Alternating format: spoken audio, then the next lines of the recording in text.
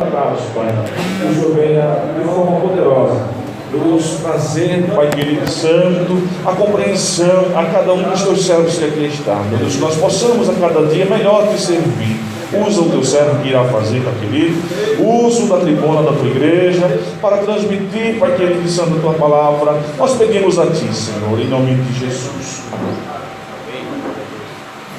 Todos com a paz do nosso Senhor e Salvador Jesus Cristo. Amém. Graças a Deus. Peço para que vocês fiquem intercedendo em oração, para que o Senhor possa falar poderosamente ao coração de todos vocês. Então, nessa manhã o desafio é grande, né? Porque a gente tem que fazer o resumo de ambas as salas, tanto da sala dos adultos, quanto de hoje é um resumo. A gente vai passar pelas lições de forma breve, de forma rápida, para ressaltar os principais pontos destacados, tá ok? Para que a gente possa guardar, internalizar, né, essas importantes lições que tivemos contato e possamos viver conforme esse aprendizado. Então, sem delongas, vamos aqui dar uma passada geral no índice da lição.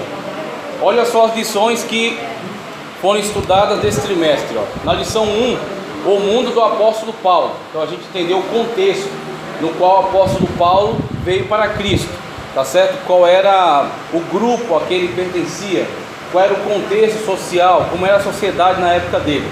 Saulo de Tarso, perseguidor. Agora analisando um pouco mais a vida pré-cristã de Paulo. Aí tem aquela questão, Saulo e Paulo, de um Saulo transformado em um Paulo. Então muitas pessoas, inclusive tem até hino, né, que trabalha essa questão. Mas quando a gente analisa um pouco melhor, a gente entende que não necessariamente houve uma troca de nome, como houve no caso de Abrão para Abraão, Sarai para Sara, tá certo? Ou Jacó para Israel. Mas sim, é um nome que está no contexto latino ou romano, do idioma latim, e outro nome que está no contexto do mundo grego, tá certo? Do mundo judaico e outro do mundo grego e romano.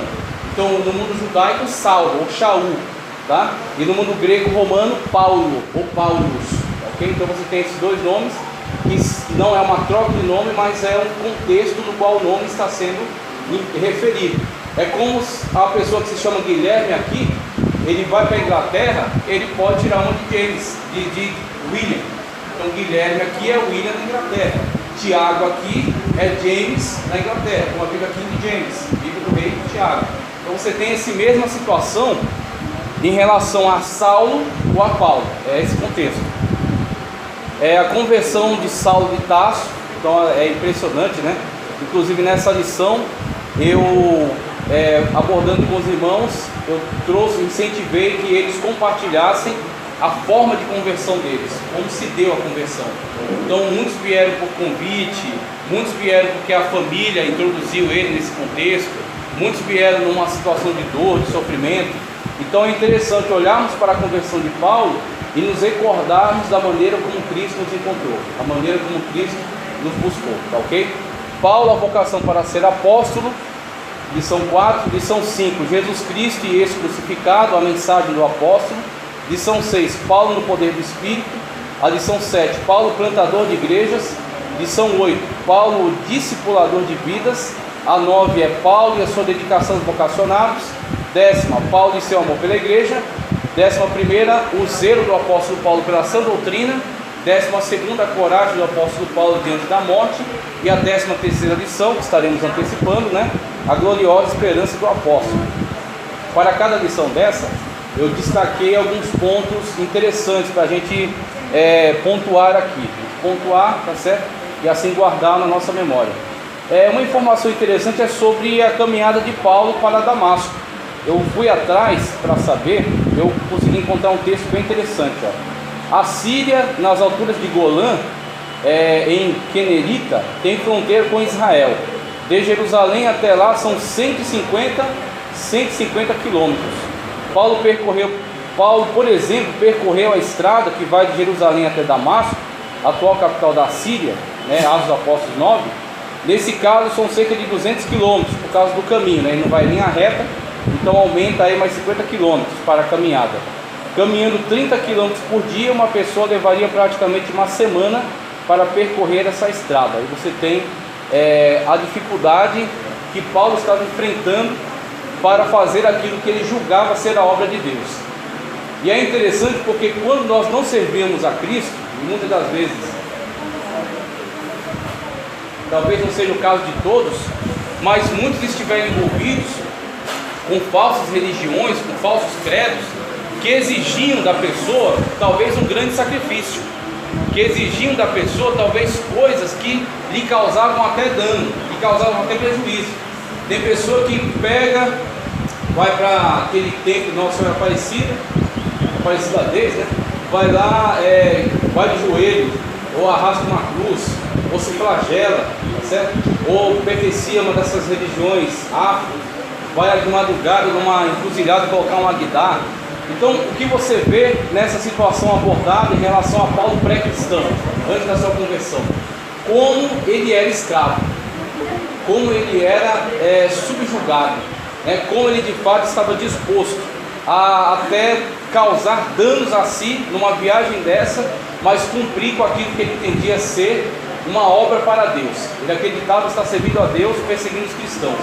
Mas quando ele teve encontro com Cristo, nesse mesmo caminho de Damasco, e Cristo se revela de forma gloriosa, de forma maravilhosa para ele, agora Cristo vai arregimentar ele para o seu exército, vai colocar ele como um instrumento seu e vai dar a sua graça. E Paulo agora fazia tudo o que fazia no mundo para o diabo, servindo a hostes malignas, né, sendo alimentado por aquele ódio e perseguição dos cristãos. E agora Paulo será um servo de Cristo, como ele mesmo vai descrever em Romanos, escravo de Cristo para a salvação, e vai estar disposto a quaisquer riscos pela obra de Deus, vai estar disposto a quaisquer riscos para glorificar o nome de Cristo. E aí a gente tem que refletir para nós isso, porque isso não é só para o contexto de Paulo, não é só para a época de Paulo, isso aqui é para mim e para você hoje. Qual é o preço que temos pago para servir a Deus? Qual é o esforço que temos feito para servir a Deus? Talvez quando a pessoa estava no mundo, ela virava madrugada, virava noite, botando para ferver aí nas festas, não se cansava, não enjoava. E agora quando a gente fala em servir a Deus, muitas das vezes pessoas fazem corpo mole. Pessoas fazem, muitas das vezes colocam um monte de regras, de exceções. Só que Paulo demonstra para nós que aquele ímpeto que ele tinha quando não servia a Cristo, foi empregado na obra de Cristo agora com mais força, com mais poder, porque agora ele é alimentado pela graça. Quando Paulo pediu a Cristo que lhe tirasse o espinho, né, aquele espinho na carne que o machucava, Cristo lhe respondeu que não iria tirar, mas que a sua graça lhe basta, porque o poder dele se aperfeiçoa na fraqueza. Na nossa fraqueza mostra-se o poder de Deus. E aí as pessoas olhando para as obras que você faz, olhando para a maneira como você serve a Deus, olhando para a maneira como você glorifica a Deus, elas não entendem como você tem força, como você tem coragem para viver da forma como você vive. Isso por quê? Por causa da graça de Cristo que está em nós, assim como esteve em Paulo. Então é isso que a gente precisa guardar. Paulo ele vem para Cristo. Quando ele vem para Cristo, um ímpeto maior do que quando ele não servia a Cristo foi empregado agora para a glória de Cristo, para ele servir e adorar a Cristo mesmo diante de todas as tribulações e dificuldades. Na lição 3 eu queria destacar só o texto bíblico do texto áureo que diz, conversão de Paulo. E indo no caminho de Damasco, aconteceu que chegando perto da cidade de Damasco, subitamente o cercou um resplendor de luz, e caindo em terra ouviu uma voz que dizia: Saulo, Saulo, por que? Isso aqui que eu acho fundamental, acho impressionante. Porque me persegues? É interessante que a palavra de Deus, até nos seus detalhes, ela tem muito a nos dizer. Até nos seus detalhes ela nos ensina muito. Quando Cristo aborda Paulo no caminho de Damasco, com a sua glória, com o seu poder, com a sua autoridade, e ele interpela Paulo naquela perseguição que ele estava fazendo contra a igreja, ele poderia dizer: Paulo, por que persegues a igreja? Por que persegues os cristãos? Por que persegues o povo de Deus? Por que persegues meus filhos e minhas filhas? Mas não é isso que você encontra no texto. Você precisa se ater aos detalhes, porque a Bíblia Sagrada fala até nos detalhes. Até o silêncio da Bíblia também fala que as coisas reveladas são para vós e vossos filhos, as coisas que ocultas são para Deus. Então você tem a fala e você tem o silêncio. E dentro da fala você tem até os detalhes. Jesus não disse, por que persegue a estes? Jesus disse, por que persegues a mim? Então uma perseguição levantada contra servos e servas de Deus é uma perseguição levantada diretamente contra Cristo, levantada diretamente contra Deus. Assim, Cristo está em nós, nós servimos a Ele nessa terra. E quando alguém se levanta contra nós, não é contra nós que está se levantando, está se levantando contra o meu e contra o teu Senhor, está se levantando contra o meu e contra o teu Deus. É isso que é impressionante, a forma como Cristo está presente na igreja. Esse é um elemento, é um ponto crucial de diferenciação entre o cristianismo e todas as demais religiões. As demais religiões, os seus líderes estão mortos e enterrados. Onde está Maomé? Onde está Buda? Onde está o Siddhartha Gautama, o Buda? Onde está Allan Kardec? Todos eles morreram e estão enterrados. Tem lá seus mausoléus, tem lá as peregrinações para ver seus corpos. Onde estão os grandes líderes do comunismo? Tá certo? Karl Marx, ou Engels, tá certo? Ou Lenin, ou Stalin, onde eles estão? Também mortos e enterrados. Mas onde está o líder? Onde está o Deus da nossa fé? Como ele diz em Apocalipse, ele está andando no meio dos 7 castiçais. Ele está entre a igreja, está caminhando entre a igreja, tá certo? Ele tem as 7 estrelas em sua mão. O Senhor Jesus Cristo está presente aqui neste lugar, nesta hora, nesse momento, está conosco. Você está na faculdade, está na escola, passando uma tribulação, por causa do seu testemunho, Jesus está lá com você, passando essa tribulação junto com você. Você está passando uma tribulação no trabalho, está passando tribulação em alguma situação, Jesus Cristo não te abandona. Eis que estarei convosco até quando? A consumação dos séculos. Não se consumou ainda tem calendário. E Jesus está conosco em cada um desses dias. No dia bom, mas também no dia mau. Tem muitas pessoas que estão conosco no dia bom, no dia do churrasco, no dia da festa.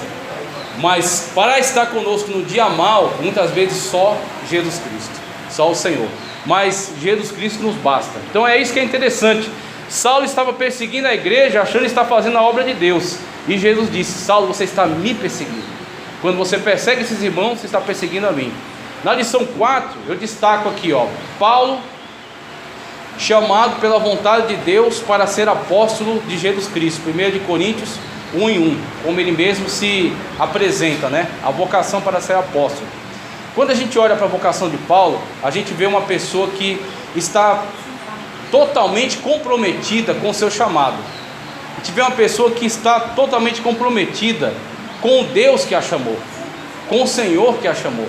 Então, muitas das vezes a gente olha situações que têm se desenvolvido na igreja atual, reclamações que muitas vezes têm surgido. Porque eu não sou compreendido, porque eu não sou visto, porque eu não sou valorizado, porque as pessoas muitas vezes falam coisas pesadas contra mim.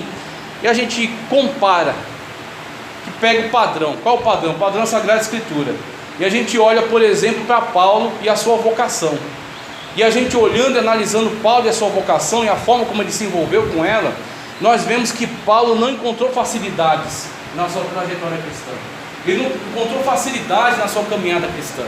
Ele tinha muita convicção acerca de quem ele era e acerca de quem o chamou.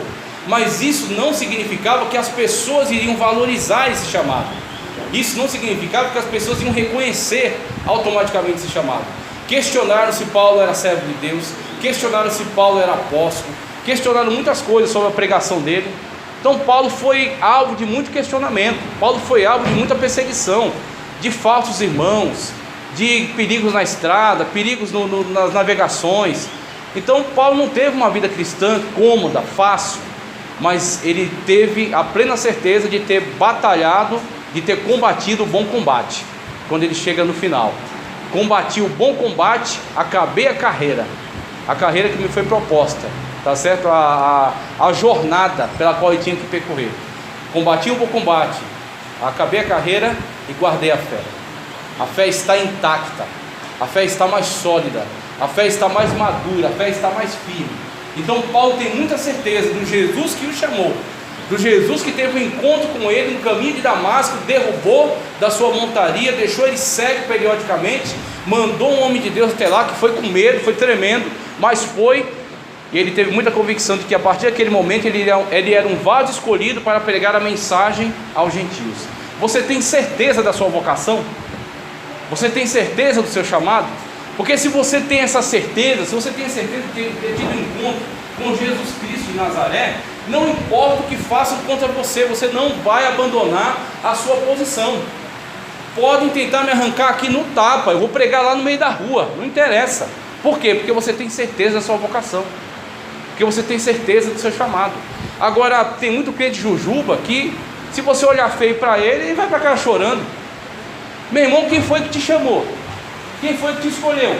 Quem foi que te levantou? Quem foi que morreu na cruz por você? Então, se estão dizendo que você é feio, que você é bonito, que você fala bem, que você fala errado, o problema dele, que me chamou foi Jesus. Quem me chamou foi o Senhor. Eu estou aqui para pregar, estou aqui para louvar a Deus, para adorar a Deus, para servir a Deus, e ninguém vai me arrancar daqui. Se for preciso, eu saio no tapa, mas eu fico aqui, em nome de Jesus, porque eu sei por quem eu fui chamado. Então assim Paulo ele teve que brigar muito para ele servir a Deus. Ele não servia a Deus com facilidade, com afago. Não, poucos momentos você vê um elogio, você vê alguém que chegou e deu um apoio. Na maior parte das vezes Paulo foi duramente perseguido, mas conseguiu chegar até o fim do seu ministério. Então eu queria destacar isso, e aí a gente vai para o próximo. Eu queria destacar também algumas informações interessantes que eu trouxe aqui, alguns textos que são bem elucidativos sobre a vida de Paulo. Eu quero citar aqui, Filipenses 3, 4 e 5. Deixa eu ver aqui o horário. Filipenses 3, 4 e 5 diz: ainda que também podia confiar na carne, se algum outro cuida que pode confiar na carne, ainda mais eu, circuncidado ao 8º dia, da linhagem de Israel, da tribo de Benjamim, hebreus de hebreus, segundo a lei, fui fariseu. É umas credenciais que Paulo apresenta de si mesmo, né? Segundo São Jerônimo, que foi o tradutor da Bíblia do hebraico para o latim, tá certo? A chamada Vulgata Latina, que até hoje é a versão oficial da Igreja Católica. Segundo São Jerônimo, tradutor da Vulgata, que cita uma tradição antiga, a família de Saulo seria da Galileia e teria imigrado para Tarso antes de seu nascimento, antes dele ter nascido. Então São Jerônimo ele tem autoridade para falar isso, porque para aprender o hebraico, para traduzir a Bíblia, ele se mudou para Israel. Então na época, uma época muito antiga, 500 da era cristã, mais ou menos, 400, 500 da era cristã, ele se mudou para Israel para aprender o hebraico com os judeus que haviam ali e fazer a tradução da Bíblia. E lá ele viu essas tradições. Então provavelmente Paulo fosse da região da Galileia, tá? E antes dele nascer, a família emigrou para a região de Tarso, que fica na atual Turquia, e hoje, tá? Outro texto interessante, Atos 23, 16. E o filho da irmã de Paulo, tendo ouvido acerca dessa cilada, foi e entrou na fortaleza e anunciou a Paulo. Pouco é dito acerca de parentes do apóstolo, apenas este texto que menciona uma irmã e sobrinho. Então você tem hoje uma especulação, só que você não pode constituir ensinamentos em cima de especulações. Você não pode constituir ensinamentos em cima de especulação. Então muito se especula sobre Paulo ter sido ou não casado. Qual é o problema disso? A Bíblia diz, em algum momento, a Bíblia fala acerca disso em algum momento? Não. Se a Bíblia não fala, eu não posso me exceder aquilo que a Sagrada Escritura me entrega. Então a Bíblia Sagrada, ela não me entrega um texto onde me dê indícios de que Paulo tenha sido casado, tenha se divorciado, alguma coisa assim. Alguns vão conjecturar. O que é essa conjectura? Eles vão pegar informações paralelas e tentar inserir na Bíblia. Eles dizem, para ser um fariseu, exigia-se que se casasse cedo. De fato, havia essas prescrições. Só que também havia exceções. Inclusive houve fariseus que adotaram o celibato. Então não há assim um texto bíblico que fortaleça uma posição. Se a Bíblia não fala, eu não falo. Eu tenho que me calar onde a Bíblia cala. Eu tenho que falar onde a Bíblia fala, e de acordo com o texto. Nós temos que ser fiel à Sagrada Escritura. Então o que eu tenho em relação à família de Paulo é Atos 23, 16, que fala que Paulo tinha uma irmã e tinha um sobrinho.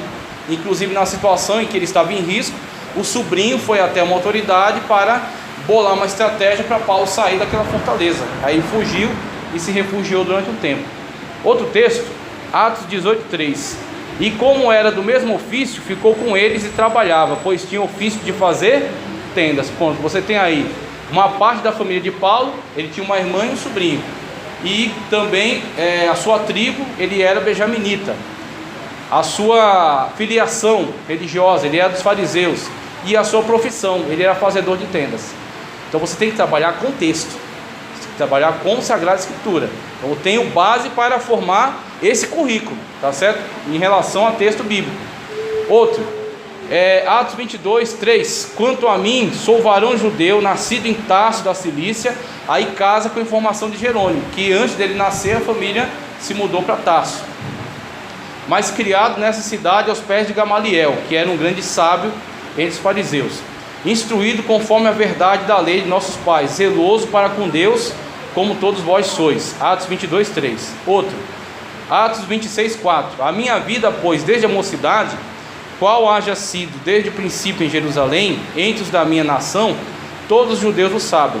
Também Gálatas 1:14.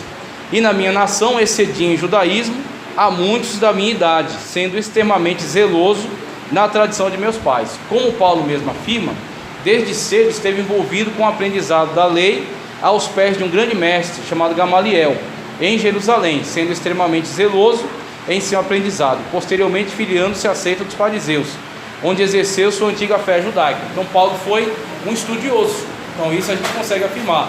Só que esse estudo que Paulo adquiriu, ele não se ufanava disso, ele não se arrogava disso, para tentar se colocar como superior dentro do âmbito da fé cristã. Tanto que em outro lugar ele vai dizer assim: tudo aquilo que eu conheço, que eu aprendi, das tradições passadas, eu reputo isso como esterco.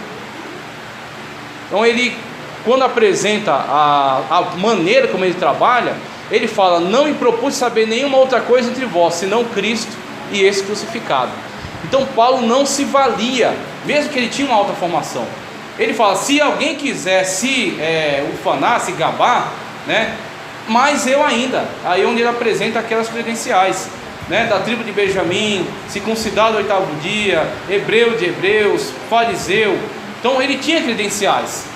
Só que na obra de Deus, suas credenciais não valem nada. Na obra de Deus, seus títulos não valem nada. O que vale é exatamente a forma como você se entrega a Cristo Jesus para ser um servo. Como Cristo abordando os apóstolos, disputando quem seria o maior. Como é que Cristo resolve a questão? Ele pega uma criança e põe no meio deles. Se não vos tornardes como esta criança, não podereis entrar no reino de Deus. Então, na obra de Deus, nós somos cooperadores uns dos outros. É isso que Paulo deixou muito claro. Nós somos cooperadores uns dos outros e somos servos de Cristo Jesus. Como Paulo mesmo se apresentava, escravo de Cristo para a salvação. Paulo, o escravo de Cristo, ou Paulo Rodulos, que é escravo, ok? Na lição 5, eu destaco aqui o texto áureo. Mas nós pregamos a Cristo e esse crucificado, que é escândalo para os judeus e loucura para os gregos. A 6 também.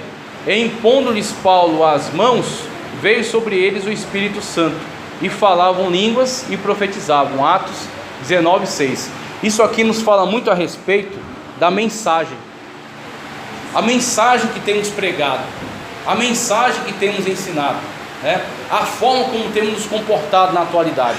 Muitas igrejas, infelizmente, entraram pelo caminho de amenizar o impacto da mensagem, amenizar o impacto do Evangelho. Inclusive uma frase de John MacArthur, que eu achei muito interessante. Ele disse: deixe que o Evangelho machuque um pouco as pessoas, porque as pessoas constantemente ferem a Deus com seus pecados. Então muitas das vezes as pessoas não têm nenhum constrangimento em blasfemar contra Deus, em blasfemar contra Cristo, em se levantar contra a igreja, em zombar de Deus, em zombar da Sagrada Escritura. Mas quando a Sagrada Escritura aponta qualquer coisa relacionada aos seus pecados, relacionada à sua vida de promiscuidade, as pessoas muitas das vezes querem se levantar contra a igreja, e a igreja às vezes se assusta com isso e quer amenizar a mensagem, quer dourar a pílula, tornar a mensagem mais palatável. mais atrativa. Uma mensagem do Evangelho jamais será atrativa para um pecador. Jamais será atrativa. Nosso compromisso é sermos atalaias. Nosso compromisso é pregarmos a mensagem de Cristo com fidelidade. Quem convence pecadores não somos nós. Nós não fomos chamados para convencer pecadores, para levá-los à compreensão de que precisam Cristo, precisam de Cristo para serem salvos. Nós fomos chamados para pregar, como João Batista, que anunciava a vinda do Cordeiro de Deus que tira o pecado do mundo. É o nosso papel. Quem convence não somos nós. Quem convence é o Espírito Santo de Deus, que trabalha direto no coração, que convence o homem do pecado, da justiça e do juízo.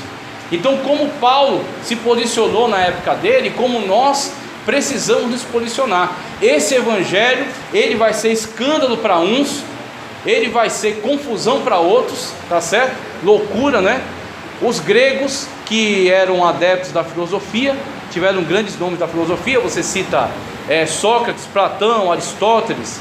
Na época de Paulo, a escola dos epicureus, a escola dos estoicos. Você tem grandes nomes da filosofia entre os gregos: Parmênides, Anaximenes, muitos. Então, para os gregos, o evangelho é loucura, não faz sentido. Como também para os letrados da nossa época, não faz sentido aquilo que você faz aqui, não faz sentido a fé que você tem em Deus, não faz sentido para eles o sobrenatural que se manifesta na minha e na sua vida. Só que esse mesmo evangelho que para eles é loucura, esse mesmo evangelho que para os judeus é escândalo. E aí você tem os religiosos. Os religiosos muitas das vezes se escandalizam com a nossa posição, porque eles se chocam quando você prega uma mensagem que contraria, que aponta, tá certo? Que denuncia os erros dessas falsas religiões. Então eles se escandalizam com isso, que eles esperam se confabular entre eles, eles esperam como que se abraçar entre eles, sincretizar. E nós não sincretizamos com ninguém, nós não participamos de ecumenismo, nós pregamos Cristo do jeito que Ele é, Cristo e esse crucificado, o único caminho, a única verdade e a vida. Não existe caminhos, existe um caminho, e esse é Cristo, e todos os demais são erros, são enganos, são mentira. Isso escandaliza. Será escândalo para uns, será loucura para outros, mas para nós é poder de Deus para a salvação, como nos salvou e pode salvar a todos aqueles que aceitam Jesus como seu único Salvador. Então Paulo manteve a coerência com a sua pregação, mesmo que isso rendesse para ele o quê? Parabéns? Alguém entregar a chave da cidade? Alguém chamar ele para um almoço? Não. Chicote no lombo, tá certo? Cadeias, perseguição, pessoas que denegriram a imagem dele, rendeu para ele tudo isso nessa vida. Só que ele fala: a coroa da justiça me está guardada. Você terá recompensa nas mansões celestiais, você terá recompensa no tribunal de Cristo, que eles estão estudando, que a gente vai passar para eles daqui a pouquinho. Nossa pregação é aqui, nossa recompensa é no tribunal de Cristo, que eles estudaram, tá certo? Então é isso que a gente tem que entender, essa dinâmica. Porque se você adotar um evangelho equivocado, você vai esperar aquilo que Deus não te prometeu e vai se frustrar e não vai aguentar. Então, como Cristo disse, no mundo tereis o quê? Aflições. E quanta coisa cabe nessa palavra, né? Aflições. No mundo tereis aflições, mas tem de bom ânimo, eu venci. A garantia da minha vitória é a vitória de Cristo. Ele venceu. Na cruz ele disse: está consumado. Quando ele disse está consumado, tetelestai, está consumado, a partir daquele momento a minha e a tua salvação estava garantida em Cristo Jesus. As portas do céu estão abertas para nós por causa de Cristo Jesus. Então a nossa vitória é Cristo. Ele venceu e ele é a garantia da nossa vitória. Paulo ministrava o poder de Deus, como a lição 6. É o mesmo poder de Deus que está em atuação hoje. Mesmo que existem grupos da igreja, mesmo que não sejam grupos hereges, mas são grupos contraditórios em relação a certos aspectos da teologia, como por exemplo cessacionistas. Cessacionistas dizem que os dons, o poder, os milagres do Espírito Santo foram para a época apostólica, e quando o evangelho se propagou, isso cessou. Aí eu peço para você, por favor, dentro da mesma lógica que eu estou falando, eu peço para você me mostrar aqui nesse livro. Você tem que me mostrar aqui nesse livro um versículo onde diga que os dons do Espírito Santo cessaram. Se não há, então fique quieto, porque os dons do Espírito Santo continuam atuantes na nossa época. A sociedade mudou, mas Deus não muda. É o mesmo poder, é o mesmo Deus, é o mesmo braço forte estendido, tá certo? É o mesmo Senhor que continua atuando na nossa época. Então os dons do Espírito são para a nossa época. Lição 7, Paulo, plantador da igreja. Olha só a inteligência de Paulo nesse versículo aqui, ó. Primeira carta de Paulo aos Coríntios, capítulo 3, versículo 6. Eu plantei, Apolo regou, mas quem deu crescimento? Foi Deus, foi Jesus, exatamente. Na lição 8, Paulo, discipulador de vidas. E Paulo, tendo escolhido a Silas, partiu encomendado pelos irmãos a graça de Deus, e passou pela Síria e Cilícia, confirmando as igrejas. As duas lições estão interligadas. Primeiro, a questão da cooperação. Muitas das vezes a gente vê por aí pessoas querendo destaque para si, não porque eu prego, não porque eu oro e o milagre acontece, não porque eu sou um grande evangelista. E quando a pessoa embarca nessa ideia, que na verdade é alimentada pela carne, que quer se vangloriar, quando a pessoa embarca nessa ideia, ela quebra um elo, ela parte um elo. Que elo é esse? É um elo que une todos como cooperadores. Nós individualmente não somos nada. Essa é a consciência. Nós individualmente não somos nada. Nada. Agora, num conjunto, nós somos corpo. Não é eu que sou a igreja, como os desigrejados gostam de dizer hoje. Não, porque eu sou a igreja. Não, negativo. Eu faço parte da igreja, tá certo? Eu sou um membro do corpo de Cristo, e Cristo é o cabeça desse corpo, é a liderança sobre esse corpo. Se a tua mão vai mexer, se teu pé vai andar, se teu olho vai piscar, quem diz isso é a cabeça, quem diz isso é a mente, tá certo? A parte do cerebelo que comanda impulsos automáticos, e a parte do cérebro que comanda os outros mecanismos. Mas quem diz isso é a mente, a cabeça, e a mente é Cristo. Nós somos pedras que constituem um edifício, e edifício é o templo de Deus, como diz Pedro. Mas eu sou uma pedra, eu não sou o edifício inteiro. Então Paulo tinha essa consciência. Eu plantei, mas Apolo regou.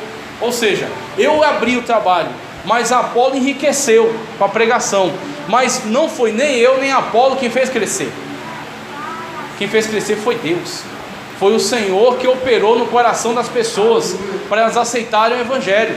Foi o Senhor que operou no coração das pessoas para se comprometerem com o chamado. Mesmo que eu faça, mesmo que você faça, se Deus não der o crescimento, não sai do canto, não sai do lugar. Então, essa noção. E aí as pessoas, quando perdem isso, elas começam a achar que elas são importantes em si mesmas. Não, nós somos importantes como conjunto, como grupo. Aí a questão de Paulo e o discipulador, eu olho para isso aqui, eu vejo a necessidade de hoje. Nós temos essa consciência da mentoria. A mentoria, ela é fundamental para o crescimento saudável. Mentoria. Quando você aceitou a Jesus, você não sabia nada. Não interessa se você tinha 30, 40 anos. Não interessa se você tinha diploma. Não interessa, você não sabia nada. Você era um neófito, você era uma criança. Então no mundo você era muito esperto, mas na obra de Deus você não sabia nada. Não sabia um versículo, não tinha capacidade de chegar aqui e ler um texto, não sabia fazer uma oração, não sabia nada. Alguém te mentoreou, alguém te apoiou, alguém caminhou junto com você, tá certo? E quanto melhor for o mentor, melhor será o resultado. O mentor de Paulo foi tão bom, que o nome dele sumiu e o de Paulo ficou. O mentor de Paulo foi Barnabé.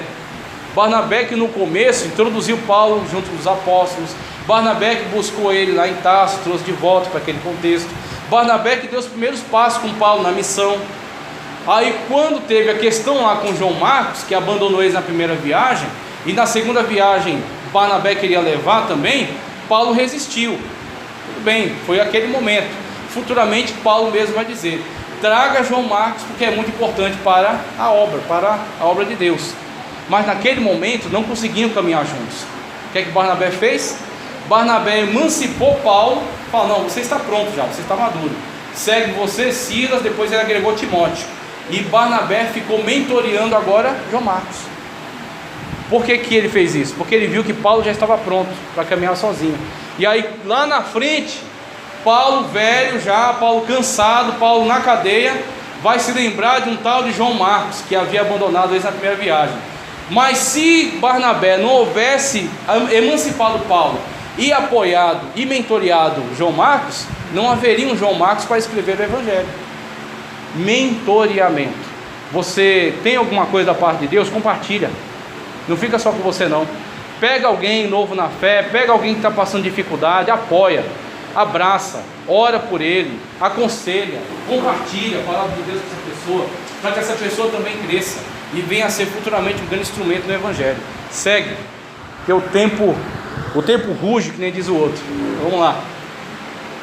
Eu quero passar agora para a lição 9, Paulo e sua dedicação aos vocacionados. Aqui já está dentro daquilo que eu falei, né? A dedicação com que Paulo se entregou a alimentar, tá certo? A fazer crescer aqueles que foram vocacionados para o Evangelho. Aquilo que fizeram com ele. Aquilo que fizeram com ele, ele fez com as igrejas. Com a igreja de Tessalônica, com a igreja de Corinto, com a igreja de Éfeso. Ele fez com todas essas igrejas. Paulo e seu amor pela igreja, vai no mesmo contexto, porque o amor de Cristo nos constrange. Uma coisa eu só queria destacar aqui: as pessoas confundem muito hoje o que é amor. A culpa eu acho que é de Hollywood, que coloca aquelas coisas bem melosas sobre amor, paixão, aquela coisa arrebatadora, a pessoa fica doida.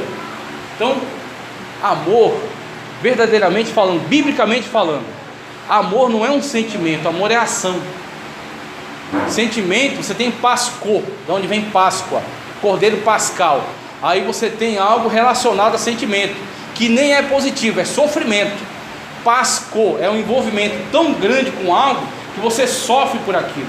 Aí tira a ideia do Cordeiro Pascal, tá certo? Então o Cordeiro que sofre pelo sacrifício. Então você tem a ideia do sentimento ligado a certa paixão de Cristo. Daí vem paixão de Cristo, de Pascô, de sofrimento. Mas amor está ligado à ação. Amor não é só você sentir algo por alguém. Amor é você agir em prol de alguém. Por amor a Cristo, você ama as pessoas. Por exemplo, sem ser hipócrita, sendo absurdamente sincero, você ama as pessoas que estão nas cadeias? Um cara que matou um pai de família, está lá os 3 filhos órfãos, a esposa com um buraco, porque aquela pessoa era a sua alma gêmea, como ela colocava, né? E agora ela está nessa situação por causa de alguém que está agora lá na cadeia. Você tem condições de amar essa pessoa?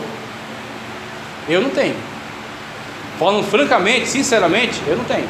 Agora, existe uma coisa chamada amor de Cristo, e está em mim. E eu sei que Cristo me amou antes que eu prestasse para alguma coisa. Esse que é o ponto-chave, esse que é o checkmate. Jesus não te amou bonitinho assim, cheirosinho, com essa roupa bonita aí, sentadinho aí, com esse celular no bolso. Jesus te amou quando você estava lambuzado de pecado, afogado na lama, no charco, fedendo, que ninguém chegava perto de você. Ali Ele te amou. Ali Ele te amou e entregou a vida. Falou: vale a pena. Vale a pena investir nele, vale a pena investir nela. Esse é o ponto. Esse é o checkmate. Jesus nos amou dessa forma. Então, uma vez que o amor de Cristo está em nós, Paulo diz, não sou eu que estou dizendo, o que é ser constrangido? O que é ser constrangido? Ser constrangido é ser importunado. Ser constrangido é ser incomodado. O amor que Cristo manifesta em nós, para que nós amemos essas pessoas, não é algo agradável, vamos colocar assim.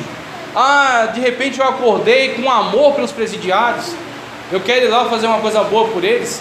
Não, eu continuo com o mesmo sentimento de revolta em relação a eles. Só que o amor de Cristo me constrange. O amor de Cristo me incomoda, de tal maneira que eu digo, mesmo que eu não quero, mas eu vou. Porque do jeito que Cristo me amou, Ele também ama a estes. Do jeito que Cristo se entregou por mim, também se entregou por esses. Então eu vou dizer, ó, em Cristo Jesus eu te amo, não em mim mesmo, mas em Cristo, por causa do amor de Cristo, por causa do constrangimento que causa em mim o amor de Cristo. Então é nesse sentido, o amor de Cristo nos mobiliza a amar até aqueles que nos odeiam, porque sabemos que Cristo ama essas pessoas, sabemos que Cristo deu a vida por elas. O zelo do apóstolo Paulo pela sã doutrina: tem cuidado de ti mesmo e da doutrina, persevera nessas coisas, porque fazendo isso te salvarás, tanto a ti mesmo quanto os que te ouvem. Conselho de Paulo para Timóteo, que é um conselho de Paulo também para nós. Tem cuidado de ti mesmo. O que significa isso? Isso significa amadurecimento. Amadurecimento. Tem cuidado de ti mesmo e da sã doutrina. Paulo estava preso, escrevendo uma carta para o seu discípulo, tá certo? Para o seu filho na fé, Timóteo. Timóteo jovem. Paulo manda Timóteo assumir o trabalho em Éfeso. Éfeso, uma igreja que Paulo trabalhou 3 anos lá, é uma metrópole enorme, tá certo? Uma igreja enorme, é como uma sede. Éfeso era uma sede, que tinham várias igrejas pequenas em torno dela. Tinham grandes homens de Deus que estavam lá, por exemplo, o apóstolo João, que também trabalhou na cidade de Éfeso. Então para Timóteo aquilo era um grande desafio. Por isso que ele fala: ninguém despreze a tua mocidade. Não é que ele tinha 15, 20 anos, devia ter lá seus 30, 40. Só que no contexto daquela época, para você começar a ter algum respeito, você tinha que ter barba branca. Aí alguém começava, que é o chamado presbiterói. Presbiteróis são anciãos. A palavra presbítero no original é ancião, tá? Então hoje presbítero tem uma outra aplicação, mas o original dela é ancião. Então para você começar a ser ouvido, você tinha que ser velho. Então chega Timóteo jovem, aí Paulo diz: ninguém despreza a tua mocidade. Aí no começo da fala dele: cuida de ti mesmo. Como é que você está cuidando da sua vida espiritual? Você não pode ficar dependendo do cuidado constante das pessoas. Você tem que se emancipar, espiritualmente falando, e cuidar da sua vida espiritual, tá certo? Você tem que saber que você tem um chamado em Cristo, uma vocação em Cristo, para ser útil, para servir aos demais. Então o que você tem que fazer? Cuidar de ti mesmo, se livrar daquilo que é uma tentação, fugir da aparência do mal, cuidar da tua vida espiritual, se alimentar, espiritualmente falando, oração, jejum, leitura da Sagrada Escritura, exame, estudo da Bíblia Sagrada. Cuida de ti mesmo, Timóteo, e da sã doutrina. Por quê? Fazendo assim, você salva a si. Já parou para pensar nisso? Moisés, pense em Moisés agora. Moisés foi levantado por Deus, foi mandado para o povo de Israel, tá certo? Deus operou milagres através dele, abriu o mar vermelho, peregrinou pelo deserto. Muitos milagres aconteceram durante essa peregrinação, mas quando chegou na hora de passar o Jordão, Moisés não passou. Moisés foi homem de Deus para abrir um mar vermelho, mas não conseguiu atravessar o Jordão. Por quê? Em algum ponto da trajetória, ele não cuidou de si mesmo. Ele se deixou levar pelo povo. A apurrinhação do povo na cabeça dele, tá certo? Constante. Por água, por comida, pelo calor, pela caminhada, por tudo. Chegou um ponto que Moisés não tinha mais não tinha mais força, não tinha mais resistência, não tinha mais calma para ouvir a voz de Deus. O que Deus mandou? Fere a rocha. Só que depois o que Deus mandou? Fala a rocha. Porque nesse ato em que Moisés falasse a rocha, o milagre seria totalmente uma obra de Deus. E aí Moisés ia falar a rocha e Deus ia dar a água. Só que Moisés se deixou levar pelo momento, se deixou levar pela frustração, pela irritação. E aí ele age no automático. Já viu pessoas que agem no automático dentro da igreja? Que vem para a igreja no automático, Canta 3 hinos, louva, prega, canta 3 hinos, louva, prega, ora, automático. Não espera mais nada novo de Deus, não busca mais entregar nada novo de Deus, vai no automático. Por quê? Se irritou com diversas situações da vida. Assim foi Moisés foi no automático, No automático ele lembrou: o que eu fiz da outra vez com a rocha? Eu feri. Então agora eu fui lá e feriu de novo. Só que agora ele feriu em contradição com o que Deus havia ordenado. E aí Deus, mesmo sendo Deus misericordioso e amoroso, é um Deus justo. E é justo para todos. O pau que bate em Chico, bate em Francisco. Para Deus funciona. Do jeito que Deus repreendeu o povo, e repreendeu Arão, repreendeu Miriam, repreendeu todos eles, Deus trouxe repreensão a Moisés. Só que para o líder, a carga é mais pesada. Como o Tiago fala: nem todos vós busqueis ser mestres. Olha, eu recebo, hein? Porque o peso é maior. É mais complicado, né? Então você tem essa situação na qual você tem que se ensurdecer para as reclamações. Você tem que se ensurdecer para as críticas. Você tem que se ensurdecer para isso. E você tem que ficar conectado à voz de Deus. Porque quando você permanece conectado à voz de Deus, você não vai errar. Mesmo o povo fervendo em cima de você, mas você está conectado à voz de Deus, você não vai errar. Deus vai te dar a instrução, a orientação certa. Para fechar, para passar para a lição dos jovens, a lição 12, a coragem. Assim nós que vivemos estamos sempre entregues à morte, por amor de Jesus, para que a vida de Jesus se manifeste também em nossa carne mortal. O que é ter coragem nesse contexto? Ter coragem nesse contexto não é ser estúpido, chucro, grosso, né? Ser impetuoso.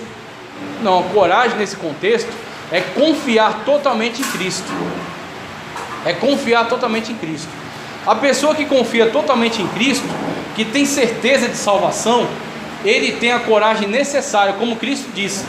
Olha só a fala de Cristo: não vos preocupeis quando fordes levados diante das cortes, tá certo? Quando fordes interrogados. Por quê? Naquela mesma hora o Espírito Santo de Deus vai vos fazer lembrar de tudo aquilo que deveis falar. Primeiro, é uma ação do Espírito Santo. Muitas pessoas, na atualidade, você tem que se preparar cada vez mais para isso.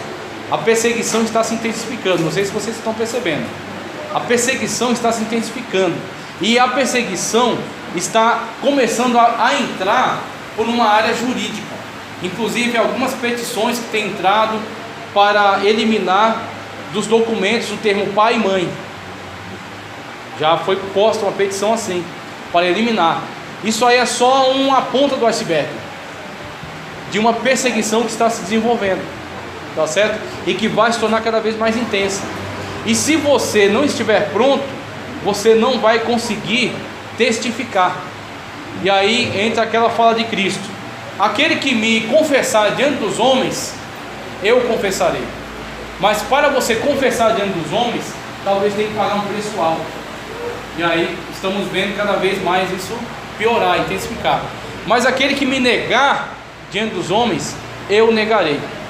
Então chega um ponto que para confessar a Cristo, você às vezes perde, você às vezes sofre, você às vezes passa por situações muito difíceis, mas o Espírito Santo de Deus vai te fazer lembrar.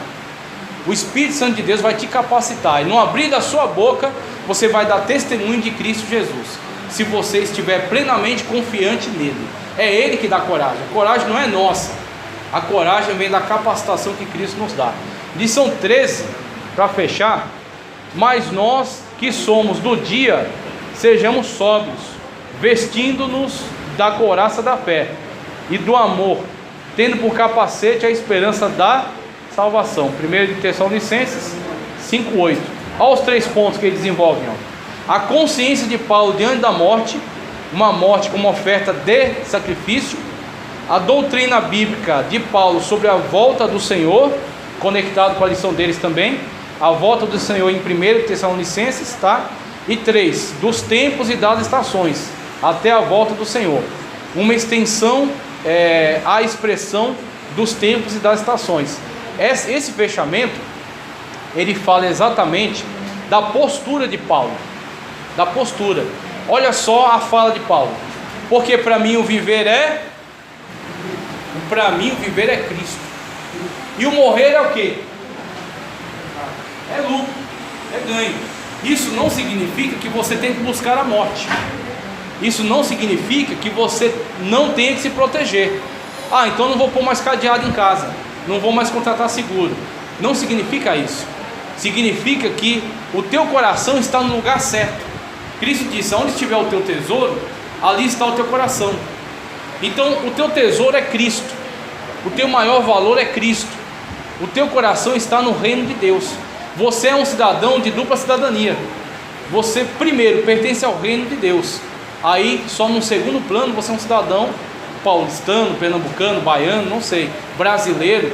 Mas no segundo plano, no primeiro plano você é um cidadão do céu. Você é do reino de Deus. Então teu coração está no lugar certo, está no reino de Deus.